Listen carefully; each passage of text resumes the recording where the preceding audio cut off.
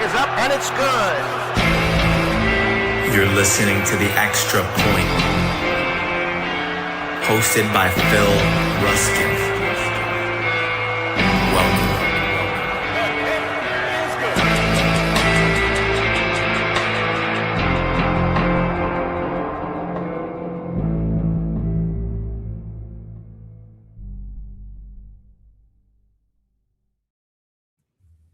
Yo, yo, yo, welcome in. Welcome to another episode of The Extra Point. It's your boy, Phil Ruskin. I am your host, as always, joined by my good friend, Mr. Kendall VanDerBilt of the Fantasy Football Tavern.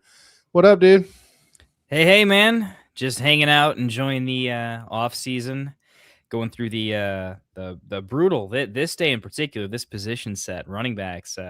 When I get down into the weeds on like the outside the top 24, it's a welcomed pain. You know, it's a brutal mess of the mind trying to make it happen, and I just haven't had the time to get on the phone and get on the trade streets quite yet. But really enjoying just diving into the nerdiest side of Dynasty fantasy football, in my opinion. So yeah, loving life.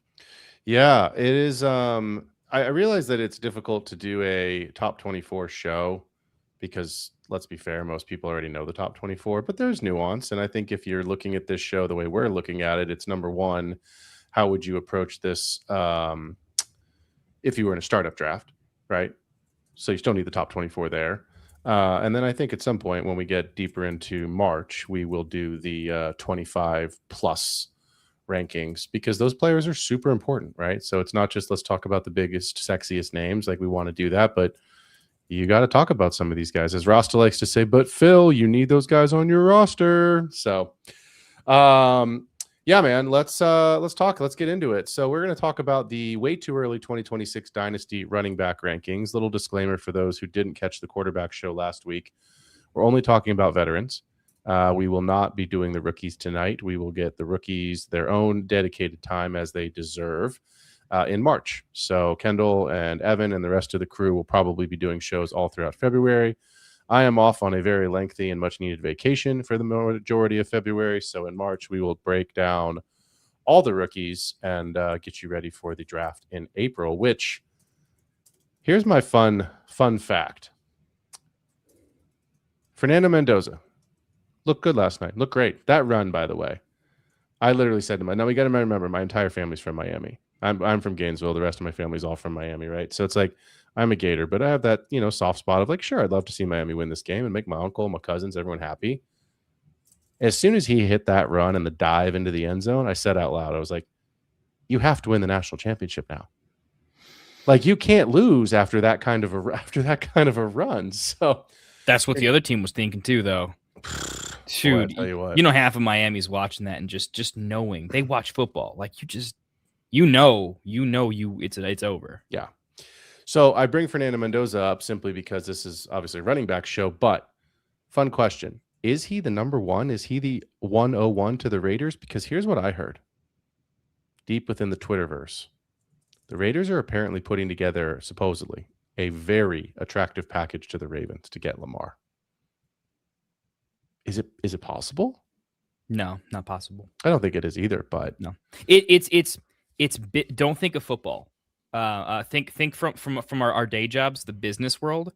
Yeah. This is an owner situation where there is a door where the Ravens kind of get egg on their face if it goes wrong, and it's a risk that no organization as pristine as the Ravens should ever take.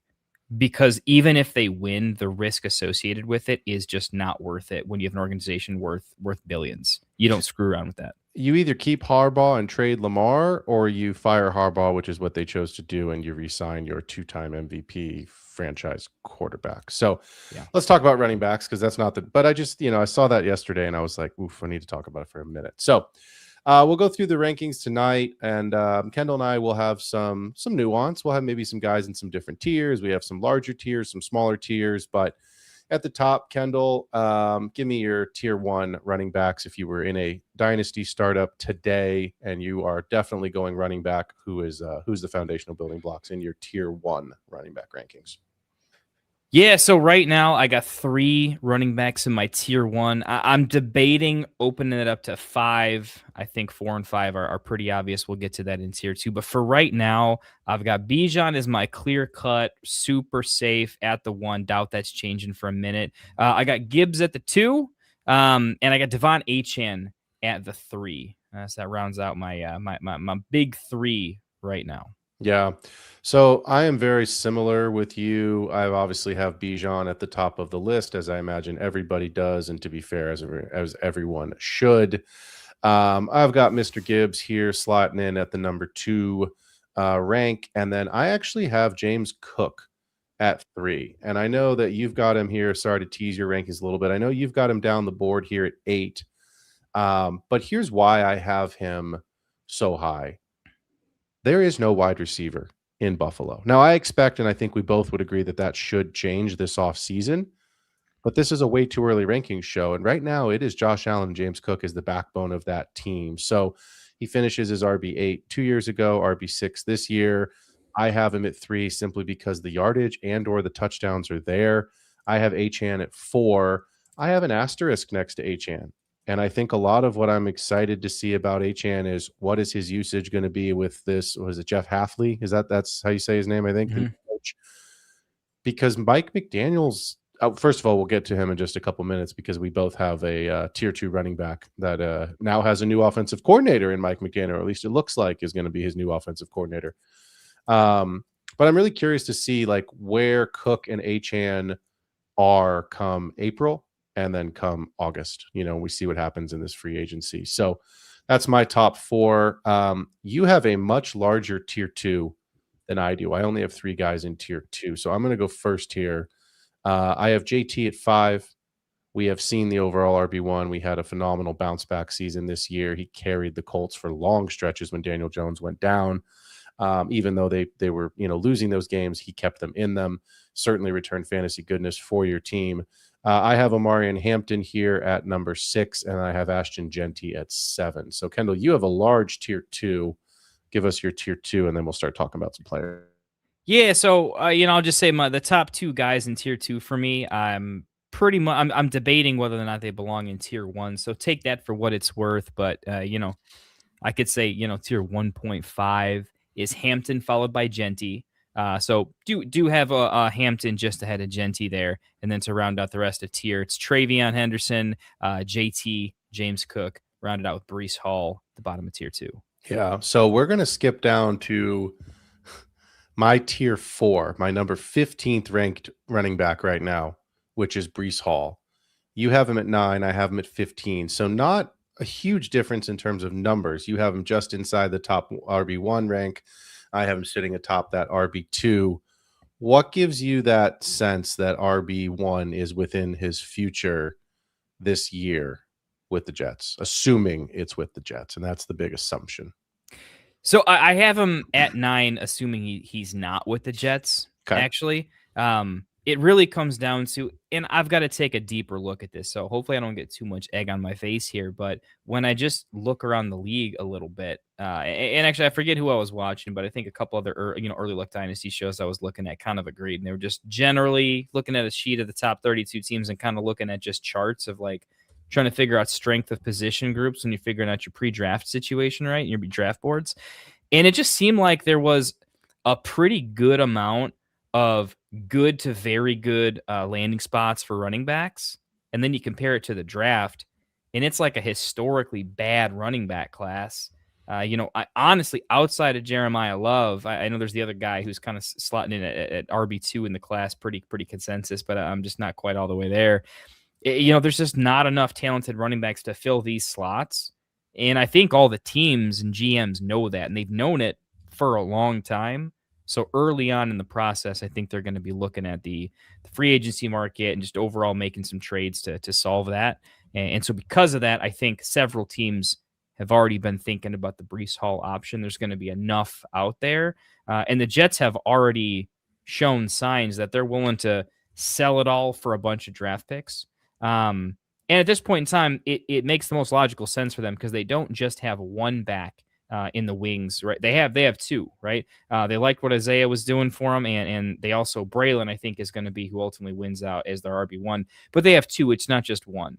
There is definitely a chance he stays, but I feel like it's just probably not a situation. And if they try to re-sign him, I think Brees made every indication that if it's up to him, I think his agent will probably say he'll make more money by getting endorsements again at some point in time if he can just show up and be good somewhere else. So I'm leaning at least 51% that he moves. I'll just put it this way. If he stays, it can't get any worse. I was pretty big on the Jets in terms of Garrett Wilson. If quarterback's not terrible, he got injured, the team fell apart. It doesn't have to be terrible. And they have all these first round picks they accrued, I think a couple seconds too. So look, I'm not going to get heavy on the Jets winning, double-digit games or anything. That ship has sailed for me. I won't go there again. But, I mean, it's not going to be as bad as it was. Improved but not good. An improved team is good enough for Brees Hall that if he doesn't get traded, he's probably not falling outside of maybe 12, if I had to guess for me. So I'm just pretty steamy on him. I mean, look, I love Brees. I made a big trade for him in one of our main dynasty leagues that we're in together a couple years ago, which at the time was a good trade. Right now, looking back on it, maybe not the best trade, but situations change. Let's play a game. I just want a yes, no. I'm going to read some teams off, and I think this is not maybe an order of likelihood, but this is kind of the first thing that comes to mind. You ready? Will Brees Hall be a Saint next year? It's a maybe for me, but if yes, no, I'm going to say no. Okay. Texans. No. Broncos. No. Cowboys. No. Jets. Gotta say no. Ravens. No. Chiefs. I'm going to go yes there. Get your first yes. Cardinals. Yes. Those were all the teams. Those are all the teams that I could think of off the top of my head that did not have a 100% surefire starter. And you'll say, but Phil, the Broncos have RJ. I get it. But here's the thing. Here's why I put them in there. I got one more for you. Who? Commanders. Oh, thank you. I knew I was forgetting someone. The Commanders is definitely a yes. That's a yes. Messy Bill situation that went bad. They are primed and ready for it. So here's why I think it could be a Saint. Right, we talked about quarterbacks last week, and this is a Brees Hall take. Here's why. I want to hear this. This one's because if you look at the formula that is happening around the NFL right now, it is still the same formula. Now, this year is different because the teams that are in the playoffs that are still left do not have, other than Drake May, right? Because now Bo Nix is out, so I'm going to exclude the Broncos. Actually, I'll keep the Broncos in there. But you have a rookie quarterback on a cheap contract. Right, Sam Darnold has been paid. Stafford has been paid as of last week. You had Caleb, who was so you still have these young teams, right? Caleb, Bo Nix, Drake May, that are on these cheap. Bryce Young, that are on these cheap rookie deals. CJ Stroud, I think, is on his second contract, if my memory's right. He is. He got paid. Okay, so you have these guys that are basically not free, but they are reduced discount, and you like Tyler Shuck. I don't love Tyler Shuck, but the Saints are not going to the playoffs next year. They don't have the roster. Their cap situation is a complete disaster. So here's what I think if you are Kellen Moore, you need to do. I have to look it up. Kendall, can you help me here with the give me 1 second. I'm just going to get the draft order here. But the Saints have the 108. 8th overall, yeah. They have the 8th overall pick. So that right now, right, I've seen mock drafts. I've seen Mel Kiper. That is the hot oh my God, my brain just went blank. Jeremiah Love, sorry. That's the hot Jeremiah Love mock position right now, right? Alvin Kamara is getting older. They don't have anybody in the wings waiting who's really the guy. Sure, there's a couple pieces, that we like, but they're more, rotational guys. That's not a bell cow, and it's certainly not a 2 or 3 down back. So here's my thing. If you're going to draft Jeremiah Love, great. Now you have a cheap rookie quarterback and a cheap rookie running back. Now you can go and restructure all of the debt and get everything cleaned up in there, and you have a foundational piece, at least we think, at running back. But what if somebody trades up, which is very realistic? What if they decide they need to go get, a lineman, a defense? I mean, the Saints have so many holes in their roster that I could very easily see them saying, you know what?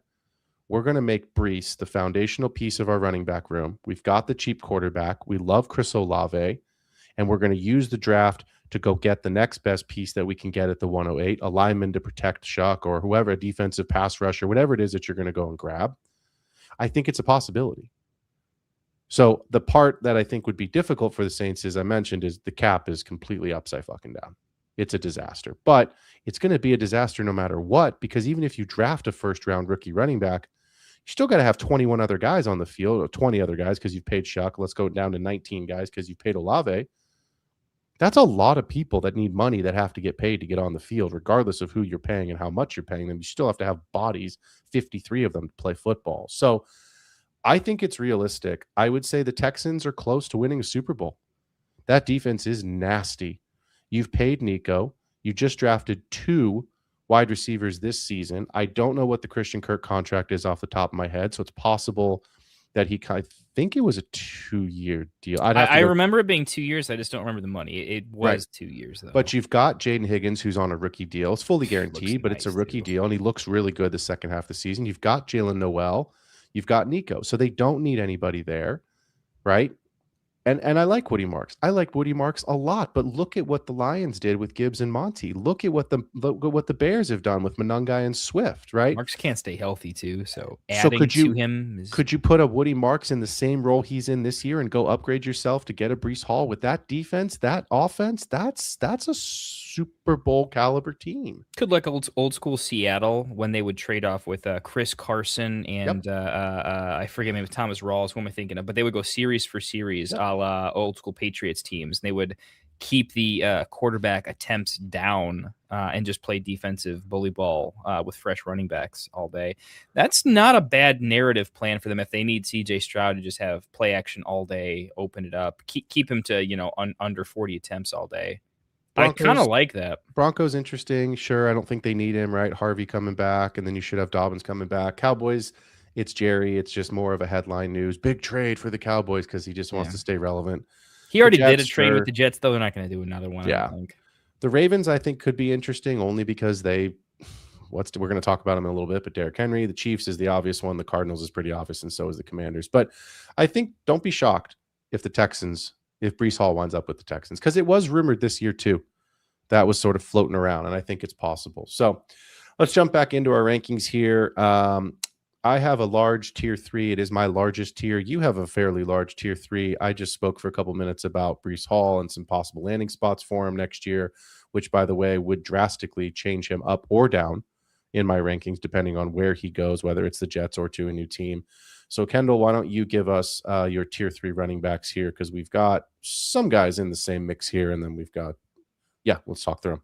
Yeah. So ending my tier 2 ended up in Breece Hall, right? So tier 3 starts at RB10 with Chase Brown, at 11 Bucky Irving, and then 12 Quinshon Judkins, 13 Cam Scadaboo, 14 RJ Harvey, and at 15 I got CMC. Lot of young players in that category for you, and I have some mixed in here. So this one was hard for me. I know I stole a line that you've used is I just couldn't get him any higher in my rankings. I really like how you phrased that over the last couple of shows we've done. It's my boy. It's CMC at 8, Saquon at 9. So kind of the elder statesman here at the top of tier 3. And then I get into some young guys as well.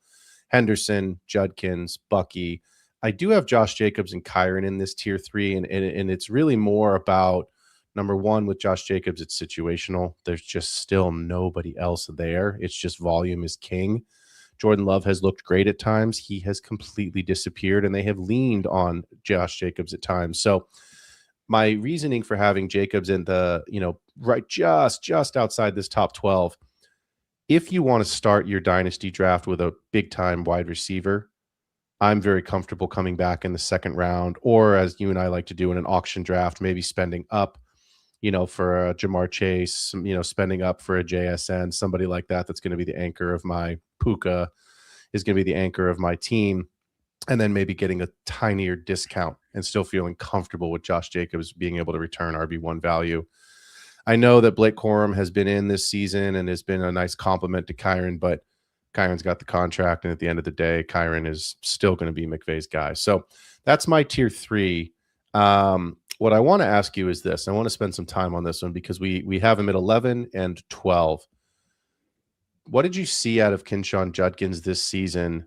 And what do you think? I know he's coming off an injury, and I get the rehab process, but again, everything presumes health. What did you see this year that leads you to believe he's going to be an RB1 next year? Because obviously by our rankings, we both believe that he can return that type of value. Yeah, okay, so for me, I don't like running backs on bad offenses, right? That's terrible. And he was just so usable when the rest of that offense wasn't. Yep. And you just rarely see that. So from a what could happen, sometimes I just take out all my knowledge and just say the situation was really bad for them. The NFL has rubber band mechanisms where the bad teams get better and the good teams get worse because of how the draft works. And that's how it all plays in the sandbox. I think that team is getting a little bit better. Every year that roster gets a little bit better because they had like the worst trade ever, at least one of the top 3 worst trades I think I've ever seen, right? That's like unquestionable. And they get a little bit farther out of that every year.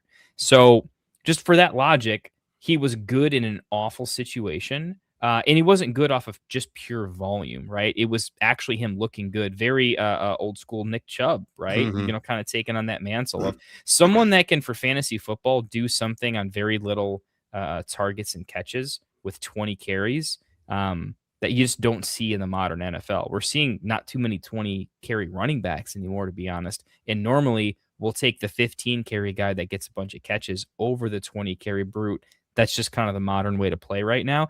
And he's one of the few where he can randomly still catch 3-4 balls on top of it. It's not a skill set he doesn't possess. It's just not what he's known for. Similar to David Montgomery, always gets hated on that way, but he always delivers when he needs to in that particular aspect. So if the team gets a little better, and I'm not projecting them to get a lot better, but we know their defense is going to stay pretty elite, should win the field position game, giving them plenty of red zone attempts. Yep. I don't like changing head coaches. I think that could set them back a little bit, but this is Dynasty rankings, right? So I'm not even looking at just next year for Quinshawn. I don't want to do a series of rankings where I say, oh, well, so what if Quinshawn, falls off a cliff next year? What if the offense actually gets worse under a worse head coach, right? We've seen that plenty of times. Yeah. And I'd say, dude, the kid just had his first beer the other day. He's still pretty young. And I think that offense, again, every year it gets one more situation removed. And I think it's better for him. So it's going to be difficult for me to almost ever get him past that ranking unless he and then offense levels up in a major way. But if anything, he feels extremely insulated for me with his production, with all the things against him. I think if you are looking at a dynasty startup and you are able, it's probably more likely in an auction than it is in a snake draft because of the way the board falls. If you are able to get Kinshawn Judkins as your RB2, you are feeling phenomenal about your RB room, right? So I have a league, Kendall, that we're in where now I drafted, so it was a little bit different, but I have Christian McCaffrey and I have Judkins as my RB1 and 2. And I feel fantastic about that for all of the reasons. But I'm going to give you 3 things about Judkins that I like that I think could drastically change next year for him. Number 1, he's only playing about 50 to 60% of the snaps. Dylan Sampson rotates in. They've got a couple other guys that the Browns are funky. So I think if he gets his snap percentage up just a tiny little bit, you just mentioned it, what he can do on 20 carries, right? In games when he had 20 carries, this is a full PPR league, 16.5, 21.5, 13, 26. He's giving you double-digit high-end RB2, low-end RB1 numbers when he's getting that kind of a number. So can he get his snap percentage up a little bit? Number 2, you already mentioned it. Skill set, he's not a Christian McCaffrey. He's not a Gibbs in terms of that pass catching, but he can do it. And I don't know who the Browns have, and I think that the quarterback room is going to suck again next year. It's going to be some combination of Deshaun Watson and Shador. None of that inspires me to feel really good about it. And their wide receivers are, Jerry Jeudy and the tight ends, Fannin and Joe. There's not an alpha. There's not a Puka there. There's not someone that's a target hog. So I do think he can catch a couple. There will passes. next year, though. Yeah, maybe. We'll see. And I think the last piece is this.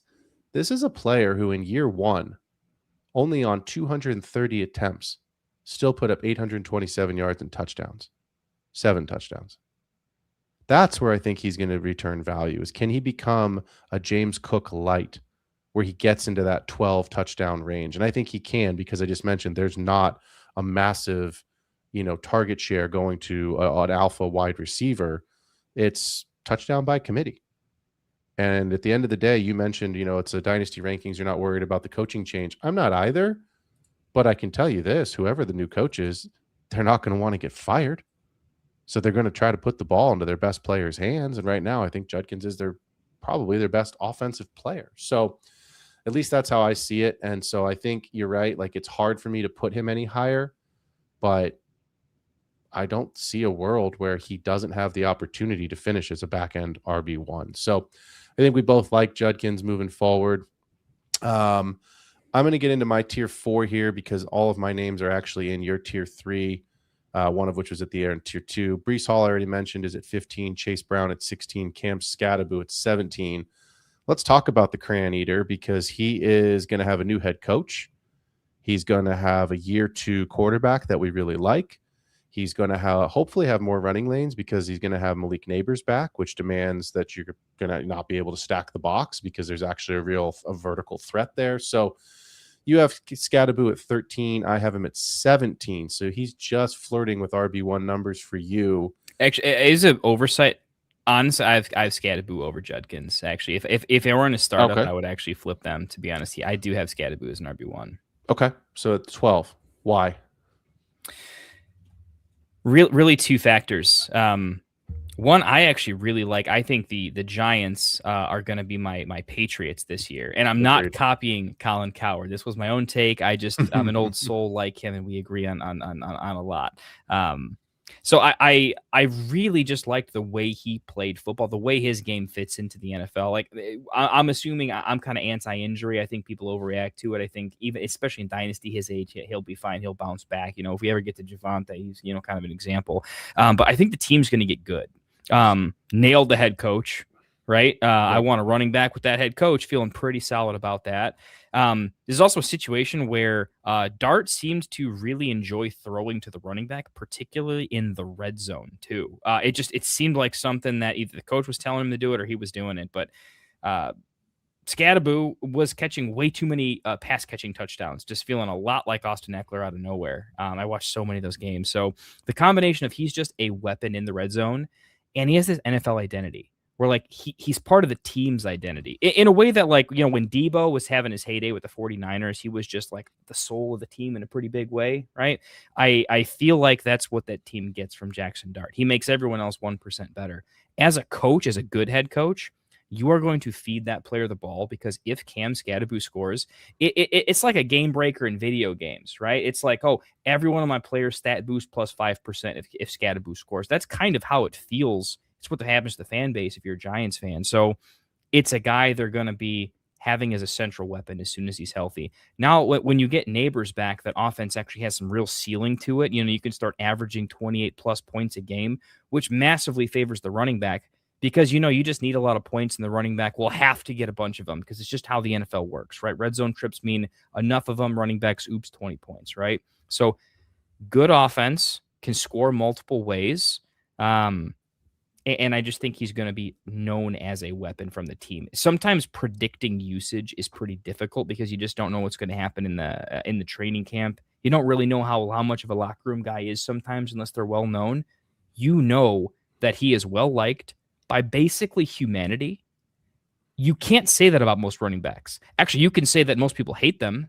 Right, we're high on Judkins, off the field stuff, little things like that. Sure. The fact that Scatterbo is as insulated as I've ever seen a position that's worrisome for helps me get him above other guys that I would have some question marks. So, yeah. I mean, I'm with you in almost everything you just said. I think the challenge for me is with Neighbors coming back, how many passes are really going to go to Scatterbo?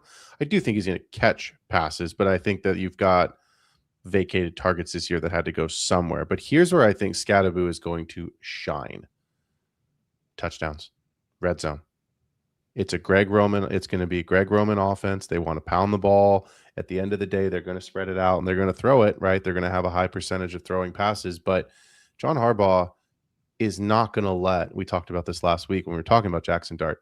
he is not going to let Jackson Dart go out there and go banging around, and all of a sudden he's out with Tua syndrome for the season for 6 weeks, is getting banging up concussions every week. Yeah. That's when not the Cam recipe is for actually winning football. actively asking for a concussion. Yeah, He's well, I begging think for it. he was would born with a love concussion. one. Yeah. I think when he gets hit in the head, it actually unconcusses him. You know what I mean? It's Yeah. he's like, oh shit, I can go forward again. Oh, more football. He's a wild man. But my point is this: I think when you look at the way that I'm not comparing Cam Scatterbo to Derrick Henry, but I think when you look at the way that the Ravens the last couple of years deployed Henry, short yardage, goal to go situations, and they have one of the most dangerous running quarterbacks in the league. It wasn't as many quarterback draws as it had been in the last couple of years under Greg Roman. It was Derrick Henry pound the rock, get it thing in the end zone. So I think you see more of that this season. I brought up the touchdowns. We just talked about Judkins. Judkins played 16 and a half games before his injury, 7 total touchdowns as the feature back on his team with a lower snap percentage. Scatterbo had 5 touchdowns in 8.5 games, excuse me. On a team that won, 4 games? On a team that was atrocious. And I will say this right now so that it's on record. Barring injuries, if everyone is healthy, Giants are a wild card team next year. Yeah, totally agree. And I don't listen to Colin Cowherd, so I don't know if that was his take or not, because I don't listen to him. But But I will tell you right now, he thinks they double their wins for sure, and I think they're closer to double digits. I think the Giants win 10 games next year. They're going to have a soft schedule. Everyone talks about it this year. Why did the Patriots win the games they won? Because they had that soft schedule. Now the Patriots are in the AFC Championship game, so maybe they're actually better than we gave them credit for. And Vrabel's a hell of a coach, but they're going to have a 3rd or 4th place schedule. So I think Scatterbo, at the end of the day, you're going to see his attempts go up in the red zone. And I think that's where he's going to really return some value for you. So I like Scatterbo. I have a hard time getting him into this top 15 just because of what I've seen, but it would not surprise me to see him, whether it's of his own merit or it's because of injury or a bit of both, to see him inside the top 12. Kendall, give me your tier 4 guys, because now we're starting to get into some guys here that have maybe some question marks next to their names here. All right, so tier 4. This is where it starts to get a little bit messy for me, and it's more of a tier-based thing, and I'm still developing a lot of the takes, so I'm not standing behind this quite yet, but there's a couple you could ask me about. They're clearly the way it is, right? So right now, at the top of tier 4, at RB16, I've got Kenneth Walker, followed by Javonte Williams, then Kyron, Josh Jacobs, Woody Marks, Travis Etienne, and Trey Benson. Had to add Jacobs in there. I actually just missed him in the rankings somehow. I thought I double did him, but there you go. Walker, Javonte, Kyron, Jacobs, Woody, Travis Benson. You also did not rank Derrick Henry. So no, I did. You keep looking. He's probably down there at where I've got just a bunch of A's and X's where I don't have tier 5 done yet. Yeah. Okay, so he's down there in your A's and X's category. Henry's down there in Dowdle, right. Bill territory. I'm fully. It's Dynasty, right? Unless you can guarantee me I make the actual final 2, like the championship game next year, Derrick Henry is actively just going to make your team worse. I think this is it. I mean, my tier 4, I already did. So my tier 5, because you had a much larger tier than I did, but my tier 5 is Derrick Henry, KW3, and DeAndre Swift. So I'm going to say this real quick because I ranked Henry. I think if you have Henry on your team, you have already made the decision that you are riding to the death with him, and that's fine. Yeah. Sometimes you just have to. I get it, because I just don't know after this season, new head coach, 1 more year older. I don't know what you're getting for him. I think if you wanted to trade him for something this year that we just finished was the year to do it. Well, who I want to talk about here is the player that you have at 16 and I have at 19, who just, I won't even say it out loud because you all watched the game. You saw what happened. I want to understand where you are with KW3, with Kenneth Walker III, because I know there's an asterisk that Charbonnet got hurt in the playoffs, which means he's probably going to miss the beginning to most of the first half of next season. We have to assume that that's what's going to happen. But my point in bringing that up is that should mean more opportunities, more snap share, right, for Walker, and they will have someone as a backup in there, right? Let's just, for the sake of assumption, because it's a dynasty show, say that Charbonnet comes back early, or it's 2 years from now, and Charbonnet and Walker are both under contract with the Seahawks. How close do you have Charbonnet because we saw it was nightmare for fantasy managers this season, whether he was in redraft or whether it was in Dynasty, because Kenneth Walker right now, Kendall, for me, it is the perfect best ball player because you don't have to worry about starting him. And that's my question to you is, how confident are you if you are going to draft him that he is a startable RB2 on a weekly basis and not a flex? So Kenneth Walker, I'm taking the approach with Kenneth Walker that he is a, how would I phrase this? He's more of a math play, more of a how I want to play fantasy way. I have to take him out of the equation a little bit. And I just have to think about a couple parameters and try to be a little just predictive, right? A little stock market, try to time the market, which I don't know how to do in regular stocks, but I can do in fantasy pretty well.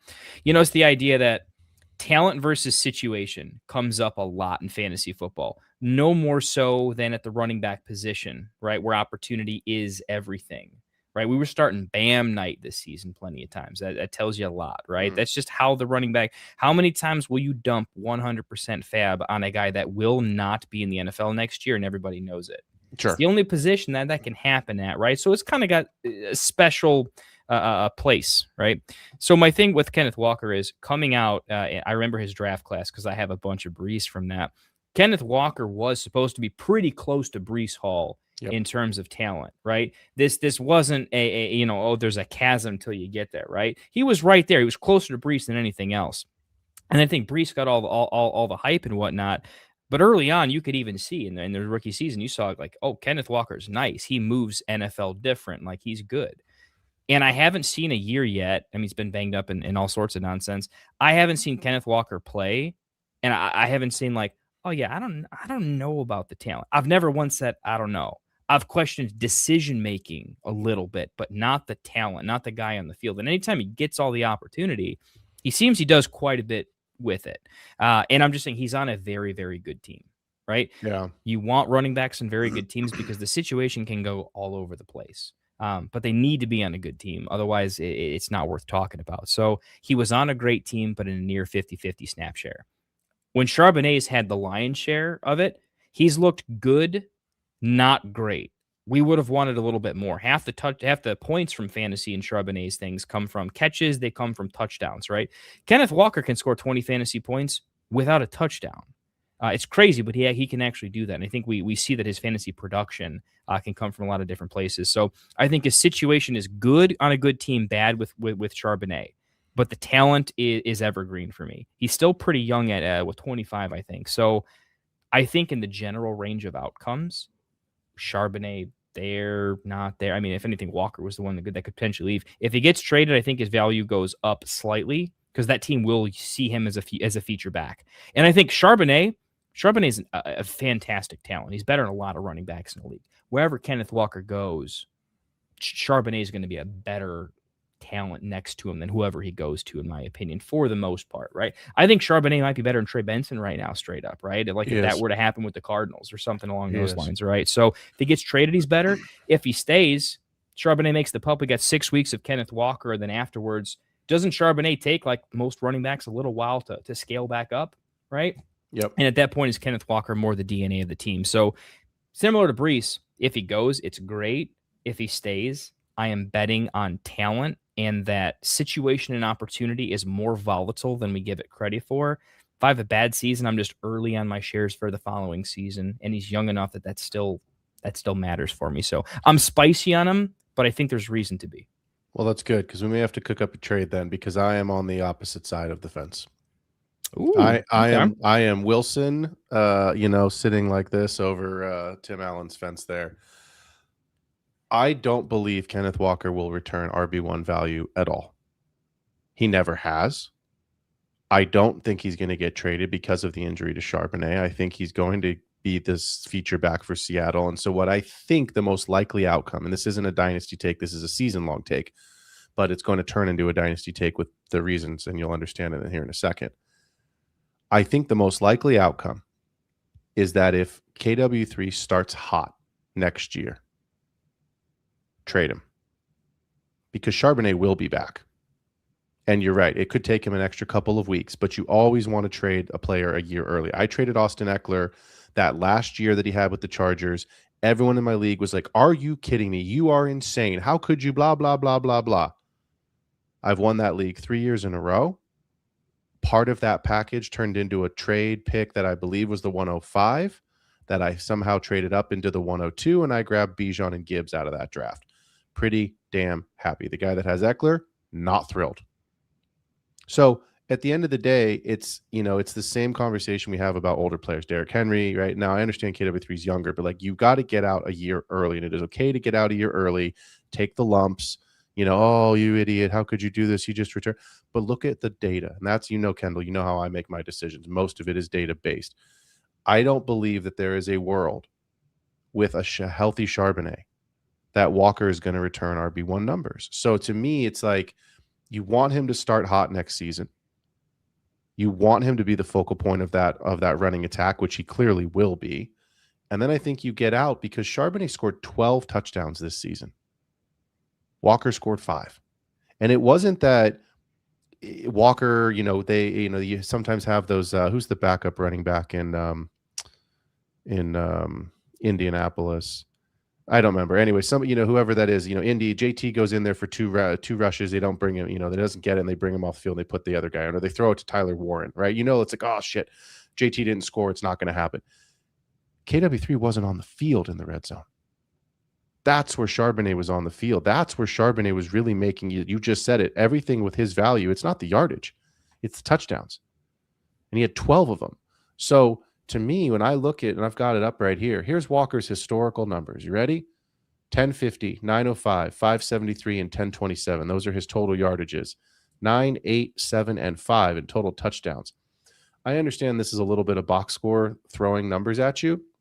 But again, look at the inconsistency. Look at how frustrated you were this season, because you're right. He can get 20 points in a game, but he's not finishing as a low-end RB2 because of consistency. He's finishing that way because he has some spike weeks in some games, and he's probably on your bench. Or he's in your flex, and you're just like, oh, thank God, this is the week that I really needed him to do it because CMC and Judkins, who are my running backs, had stinkers, and I'm lucky enough to have, Walker, and I threw him in there as a flex over, Devontae, whoever, right? Whoever you want to flex him over that week, Zay Flowers, and now all of a sudden you're like, oh, thank you, I got it done. But again, it's like when you look at your RB2, and I want to read you some names.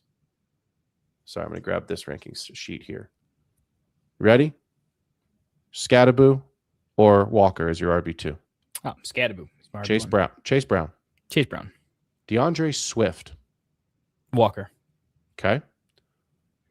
Well, that's a tough one. See? Yeah, I mean, here's what I'm saying. If I'm winning the title this year, like it's a really tough one for me because my easy dynasty answer is Walker, but there's situations where I would willingly give up value to have greater PPG in a 1 year season, and Swift is just there for me. So that one is I have to go middle of the road only because I'm above market on Swift too. Let me give you another name, someone that you have lower in your rankings who also has a bit of a handcuff problem.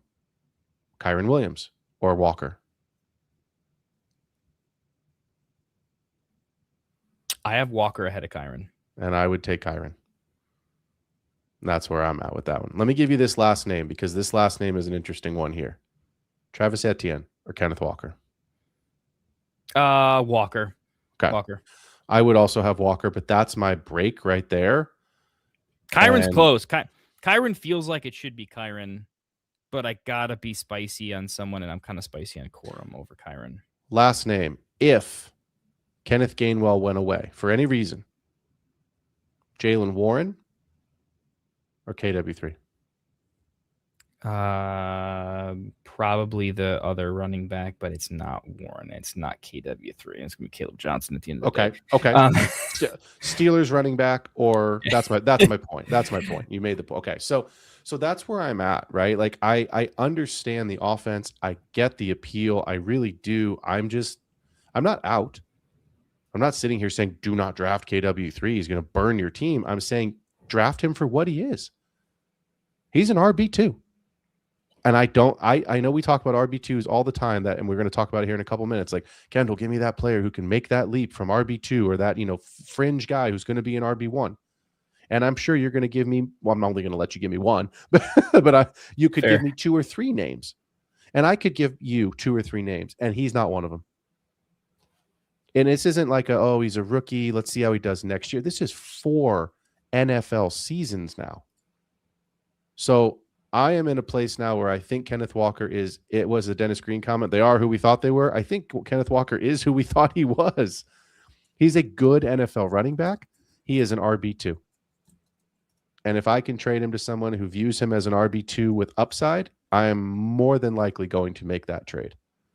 So that's kind of where I'm at with him. And that's why I wanted to talk about him for a little while, because you have him 16, I have him 19. So kind of, I have him in tier 5, you have him in tier 4, you have a larger tier than I do. But yeah, that's kind of where I wanted to go. So let's talk about some guys here. I have in tier 6 to round out my 21 through 24, the back end of my dynasty rankings here for RB2s. Travis Etienne at 21, Javonte at 22, Woody Marks at 23, and Ramondre at 24. This is really where I have some question marks about some of these guys. I'm looking at your rankings: Swift, Monangai, Charbonnet. I want to spend some time, Kendall, on Javonte, because I know you have been higher on Javonte historically than I have, and he did. He had a great season this year. He was at I believe early in the season, I think he was the overall RB1. He was. He was the overall like multiple weeks. Yeah, so he was leading the race there for a while. The first question I want to ask you is Javonte a Cowboy next year?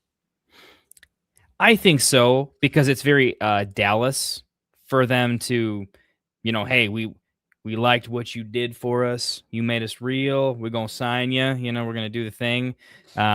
It feels very Dallas. That's all I can say about it. I've been predicting that Javonte is going to stick around. They got so many other areas they got to address in a bad running back class. So they're just, and I think if they sign him, they got to sign him for at least 2 years. And with Blue just not being a big threat, I think it just locks him in for at least 2.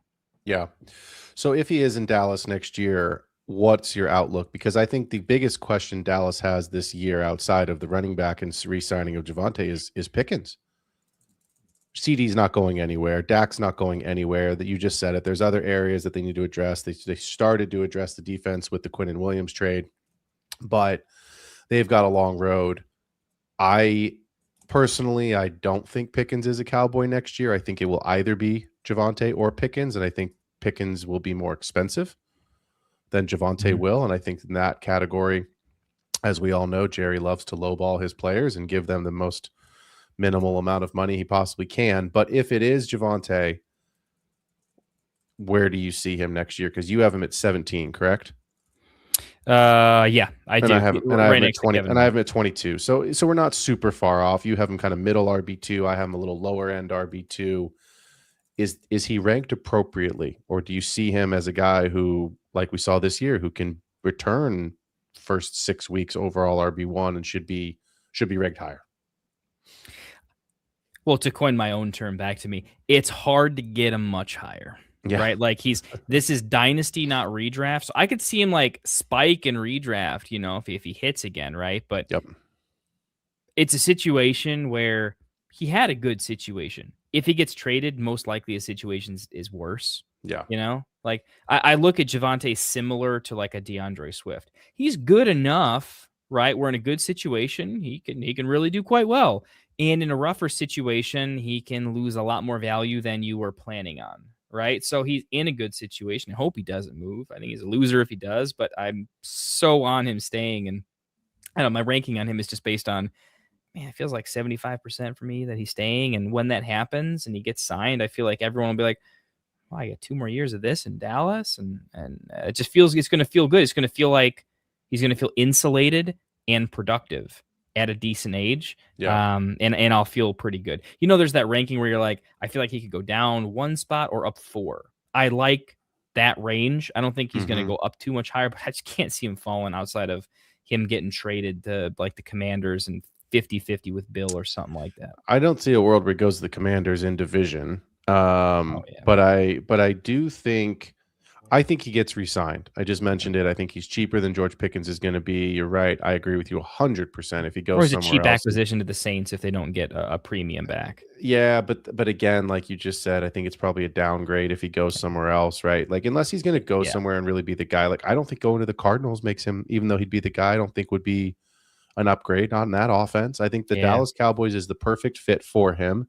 He needed a lot of touchdowns, which he did have in a high-powered Dallas offense, right? And He that's the loses 4 point. touchdowns. He's, where is And he? that's so my thing is this, as we always talk about, contracts are king, right? It's not everything, but it is a huge part of the deal in Dynasty, right? It means the team's paid you. They're obviously going to commit their capital in the years to you.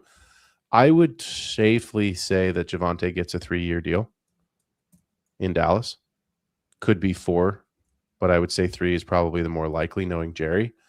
And so I think if you're looking at a startup draft, you'll probably disagree with this, and it's totally okay if you do. I would rather Javonte Williams be my RB3 as like a fill-in rotational RB2, situational matchup, flex possible depending on my league settings, than I would have him be my locked and loaded RB2 on a weekly basis. But I understand that not every draft it's possible to get that caliber of a back as your RB3. I totally get that. But that's what I would prefer if I could do it. It's more likely, you and I love auction. It's more likely in an auction draft, you could spend your money and get maybe 3. Maybe you're not getting the, the Bijans and the Gibbs and that tier, but maybe you're going after a young running back and you're going to say, I'm going to piece it together with Judkins, Scadaboo, and Javonte. And you spend your money and that'd be a pretty solid running back room, right? Kind of weekly rotation there. Maybe you get a higher caliber RB1 than one of those names. But my point being is that I think Javonte in my rankings, I feel very comfortable. Like you said, I think you said it perfectly. Could go up 4, could go down 1. I'm looking at my rankings with Etienne. I could see Javonte re-ranking that. Walker and Derrick Henry, I could see Javonte being re-ranked above both of those players as well as Swift. So I think I could get him to 17, 18, but that's probably where I think I would feel comfortable with him landing. So at the end of the day, Javonte is an interesting name and will be a big name to keep an eye on this offseason with the contract and possible trade. And what does that mean? Because it's a big free agent running back class, and it's a thin wide receiver class. So I didn't rank these guys, Kendall, and I told you this pre-show, but these are 4 names that I didn't rank on purpose. And I want to try to talk through a couple of them here before we wrap the show. Let's start at the top of my list, because I think this is a player who is a trade candidate and I think could be a feature back for an NFL team, because he was his rookie season and he certainly is capable of the workload. Where would you have Tyler Algier if he was on the Saints?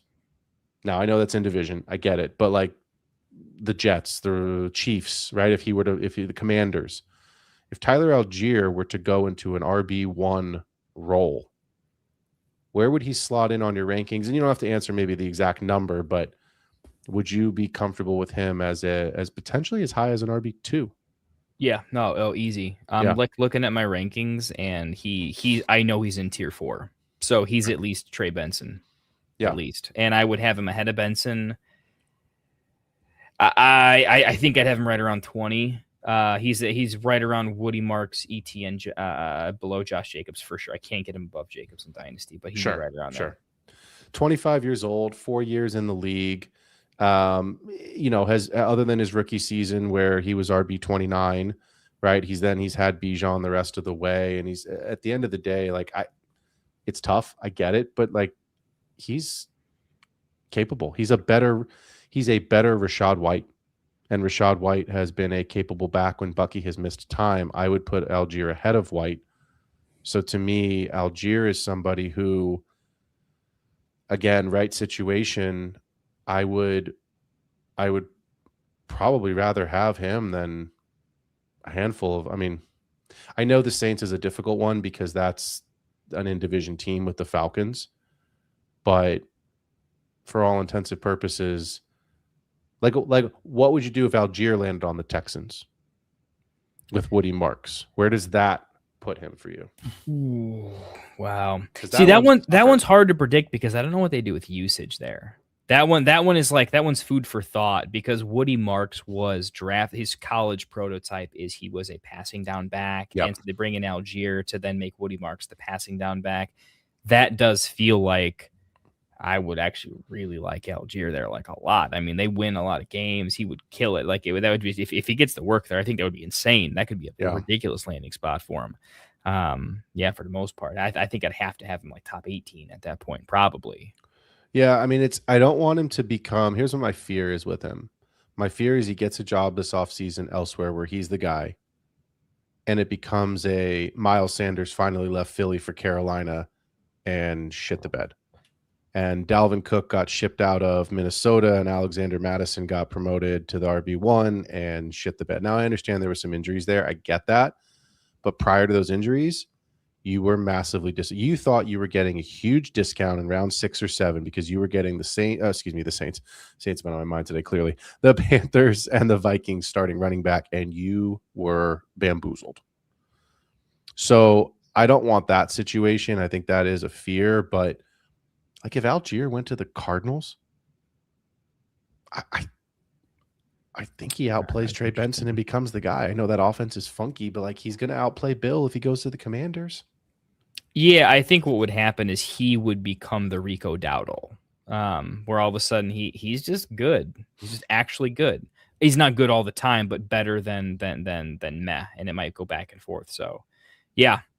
I'd see him as similar to a Kyle Manon guy, but slightly different situation there. But yeah, I'm a big fan of Algier, to be honest. Yeah, he's a guy I think a lot of analysts are going to say to pick him up. I think the time to pick him up is like, I mean, it's got to be right now before the articles and like all the major things happen. I mean, like you got 1 to 2 weeks. Otherwise, when major dynasty season happens, he's going to be too popular. And honestly, people that are looking at their teams already, as soon as the season's over, the young running back and what could happen is very hard to acquire. Mm-hmm. They're easier to acquire when the season starts and all of a sudden they go to potentially just not useful at all once you're playing football, right? So I don't know. We'll have to talk about that a little bit.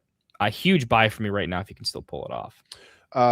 It's a buy for me as well. I think in a worst case scenario, he's a buy if he stays in Atlanta just because we don't speak things into existence. But if somebody were not available, you know what he can do.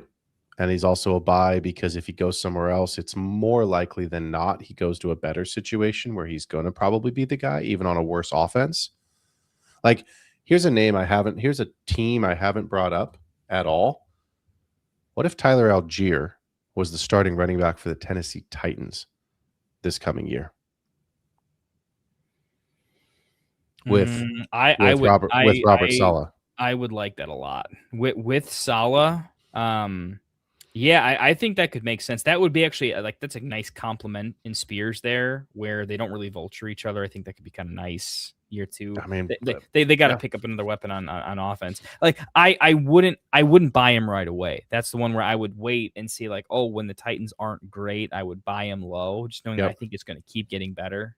Yep. Yeah, like I said, there's some decent running back landing spots. Like all the teams that need running backs are they're bad, but they're all set up to do a lot better.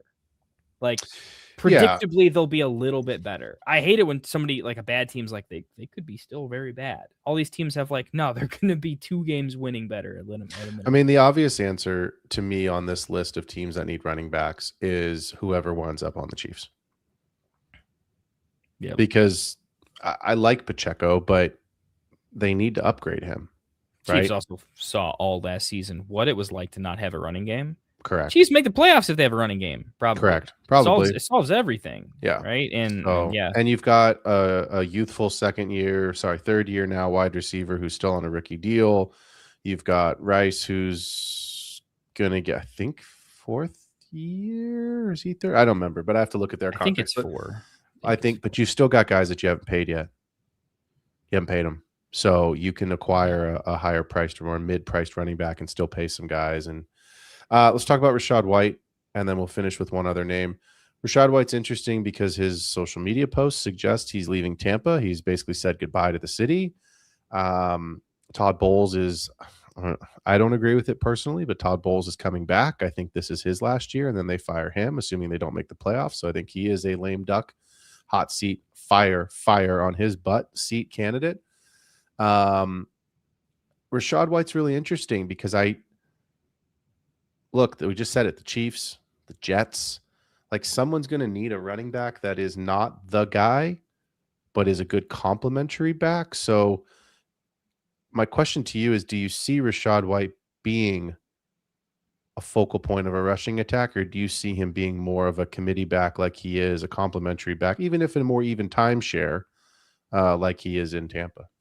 I see him as a complimentary back. I Yeah. see him as the type of back that he's going to fit in a lot of places, Yep. but it's going to be easy for a team to look at him and say, hey, when he was the guy, what did he do? He did some good stuff. When he wasn't the guy, he was a good teammate. We saw that as a role player. He was also successful. So it's easy to see slotting him in as a role player that could take on an elevated role if he really, nails it. And the nice thing is he has that 3-down set where he doesn't need a crazy role to make it happen, but if he gets it, he gets all of it, including the 3rd down. So the Saints were like, the teams like the Saints that want to be cheap. I don't know what Rashad's price tag is going to be. I'm not so good at the guys like Rashad, where it's like the production fell off a cliff. So is a team going to pay you? I feel like they usually get paid based pretty heavily on their most recent form of production. It's not on their dynasty rank. It's mostly on their production. I think his production wasn't good enough to get a big bag. So I feel like teams that need to save money are going to look at him. The Saints are the biggest team for me that needs to save some money, in my opinion. So they're kind of an obvious target for me. And I do think that the Commanders are probably another big. I just feel like he would be good on that team. Solid pass catching weapon that can just get in there. He's like a better version of what they already have on that team. I think I love that take. I think the Commanders make a ton of sense for him. I was going to throw another team out, and they don't have a coach currently, but I think the Steelers would make a lot of sense for him with Jaylen Warren if they were to let Kenneth Gainwell go, because Gainwell is a free agent this year as well. So, I mean, that to me, 26.8 years old, 27 years old for White, like basically the same age. But I think White has a pretty similar skill set to what they used Gainwell in this season. So to me, that would be an interesting, but like, listen to these names, man. I mean, Travis Etienne, Javonte Williams, Rico Dowdle's going to get paid. Breece Hall, Kenneth Walker, J.K. Dobbins, Kenneth Gainwell. Like, these are all for Rashad White. Like, these are all good running backs who are free agents this year. So, I mean, there's Najee Harris, if you still believe he has anything left in the tank with his pirate patch. You know what I mean? Like, there's names here that, like, Nick Chubb's done. Like, Nick Chubb's not getting a job. You know what I mean? Like, there's certain guys out here. It's like, okay, you're probably at the end of it. Like, Jerome Ford could link on somewhere as an RB3. You know what I mean? Like, he could wind up in Philadelphia as, in that room with Shipley and with Barkley, right? Like, that's possible. So I know they just traded for Bigsby, but my point being is, like, he could land a job somewhere as like a throw him in on a couple downs. But like Raheem Mostert's done. He's 34 years old. He ain't getting a contract, even a league minimum. So, but there's still a lot of big names out there. This last one I want to talk about is Jaylen Warren. I don't have a reason to think he's not a Steeler this year. I mean, they're not going to trade him. He's under contract. They're going to get a new head coach. We just talked about it. Gainwell is a free agent, so it's possible they bring him back. But it's Jaylen Warren's, Arthur Smith. Hopefully Arthur goes away. I hope he does not become the head coach. Good God, that would be atrocious. Yeah. The rumor right now is it's Mike McCarthy is at the top of their list. Yeah, that's what I heard too. Which I have a huge issue with. And, I've mentioned this in the chat. I won't go down my rabbit hole, but I have a huge issue with fired head coaches just getting head coaching jobs because they're quote unquote a head coach. Like, dude, you didn't win. There's a reason why you got fired. You know what I mean? Like I would love to see Sean McDermott go to Pittsburgh. I think he fits that role perfectly. Oh, that'd be fun. I like it a lot. Great fit for the city of Pittsburgh, and that kind of head coach in that city, Sean McDermott should be at the top of Pittsburgh's list. But Jaylen Warren, I mean, I've always liked Jaylen Warren. I know that I traded him to you in one of our leagues this year. I think you had Caleb Johnson. You were wanting to have that backfield, and yep. It was a good trade for both of us. Thank God, right? Yeah. I mean, yeah, it was. Yeah, thank God you had him because Caleb Johnson would have sunk your ship. Yeah. But look, 27 years old, and his most productive NFL season. Is there a world where Jaylen Warren finishes in the top 15, finish top 17 this year? I have a hard time getting him. That's why I didn't rank him. So yeah, I talk can't. about him. I think I don't like that. I don't think he has a ceiling, right? We don't have the head coach, and we don't have the no head coach. It's easy to say all the signs that we want for some stability aren't there. So you'd have to bet on well, inside of this absolute chaos, there will be running back production somehow out of all the things. And that's just tough, right? Where I can see it is I don't love their offensive weapons. I do like him as a pass catcher. And if Gainwell goes away, I see a path where he's just a necessary 5 targets, and he can just get there on some brutal efficiency with his numbers, right? I think he's talented enough. I can't get him that high unless Gainwell goes, and I don't have a good feel. Yeah, I need to see some vibe check on Gainwell. He kind of came out of nowhere with all this production, so it feels like a guy who could get a bag, but he could also just not, right? I'm not really sure how it feels like Gainwell's got to go. Like, what's he doing on the team? Pittsburgh's not doing anything next year, so it feels like, hey, I just had a career year. I should probably use this to do something, right? Pittsburgh seems like one of those teams to me that could go into a rebuild. I know the owner is going to come out and say, I saw an interview with him, and I think it was him who was like, oh, rebuild's not in my vocabulary. Well, that's cute, and it's a great answer, and I'm sure you're, big, strong man, but sometimes you got to rebuild. There's 31 other teams in the NFL that could force you into a rebuild. Yeah. If you just don't win games, but just look at their roster. You know what I mean? No Aaron Rodgers, which is fine. I get Aaron Rodgers is 40,000 years old, right? So it's not a big deal if Aaron Rodgers doesn't come back. But what is a big deal is you don't have a quarterback. And the problem with the Steelers is the same issue that it's always been with the Steelers. They always make the playoffs. So they're never close enough. Man. Yeah, they're not close enough to get a good quarterback. They're not close enough to upgrade that position, right? So it's there is no free agent market for quarterbacks this year. None. Zero. You know what I mean? There is a world, 100% world, where it is Jacoby Brissett and what's the kid that's there right now whose name I don't mean, Mason Rudolph. Yeah. And then the rookie that they took from Ohio State, right? Yeah, I don't remember Howard. Yeah, whatever. So it's again, we do this all the time. We know just about every player in the league, and we can't remember these kids' names. So that should tell you right away. I 100% believe it is going to be some sort of a bridge or a trade, but I don't know who you trade for. You can't afford anybody. What are you going to do? You're going to take on Tua's contract with all those concussions? Get out of here, dude. There's no way he fits in Pittsburgh. So they've got the DK looks like a disastrous trade. As much as I hate to say it, the Seahawks GM looks like a bloody genius. I mean, absolute.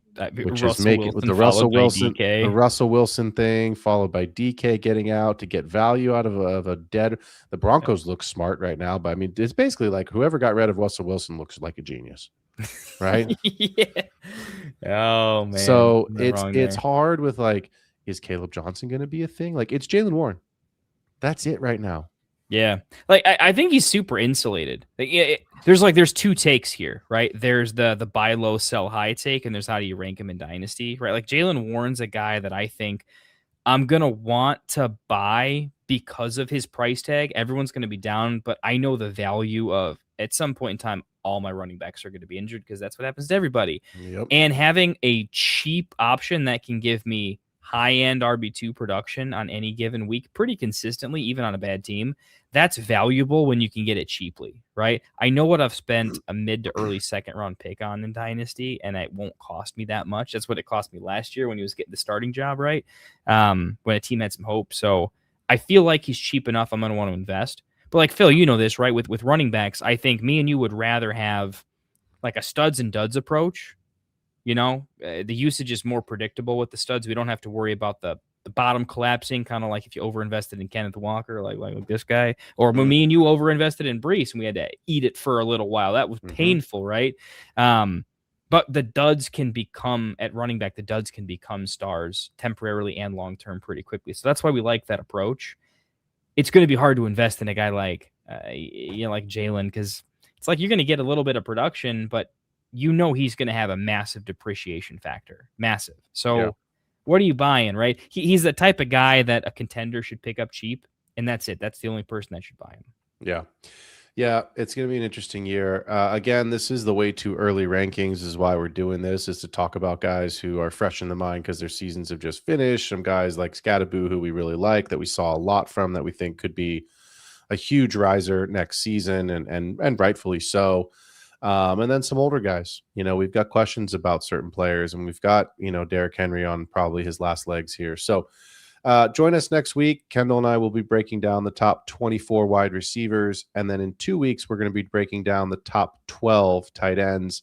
And the remainder of that show will be the overflow receivers, because there's just too many receivers outside of the top 24 that deserve to be talked about and need to be talked about, because most formats now are going to either a start 3 wide receivers league, or you're having multiple flex spots. And especially in a PPR league, Kendall and I would both tell you, unless you've got an incredible pass catching running back, we would more than likely want to fill our flex spots with wide receivers over running backs. So Kendall, as always, my guy, appreciate you being here, man. Looking forward to chatting some wide receivers next week.